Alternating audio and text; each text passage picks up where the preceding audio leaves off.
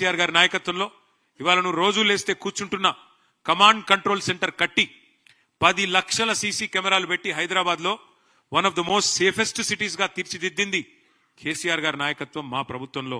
మరి నువ్వు వచ్చిన తర్వాత ఇవాళ 41% క్రైమ్ రేటు సైబరాబాద్ లో పెరిగింది.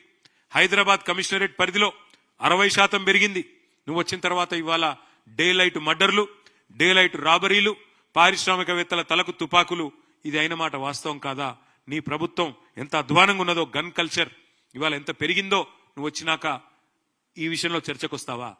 ఆఖరికి నీ ప్రభుత్వం ఎంత దిగజారిపోయింది అంటే, నువ్వు ముఖ్యమంత్రివి, నువ్వే హోంమంత్రివి, కానీ నీకు ఖబర్ లేదు. మహారాష్ట్రలోని ముంబై పోలీసులు వచ్చి హైదరాబాద్ లో ఉండే చెర్లపల్లిలో 12,000 కోట్ల డ్రగ్స్ పట్టుకున్నారంటే నువ్వు నీ హోంమంత్రిత్వ శాఖ, నీ డీజీపీ ఏం చేస్తున్నారు? ఎంత అధ్వానంగా ఈ రాష్ట్రంలో శాంతి భద్రతల నిర్వహణ ఉంది, ఎంత విచ్చలవిడిగా డ్రగ్ కల్చర్ నీ గవర్నమెంట్ వచ్చినాక పెరిగింది. 12,000 కోట్ల డ్రగ్స్ దొరికినాయి చెర్లపల్లిలో అంటే దానికి నీకు బాధ్యత లేదా? నీకు సిగ్గు లేదా అని నేను అడుగుతా ఉన్నా.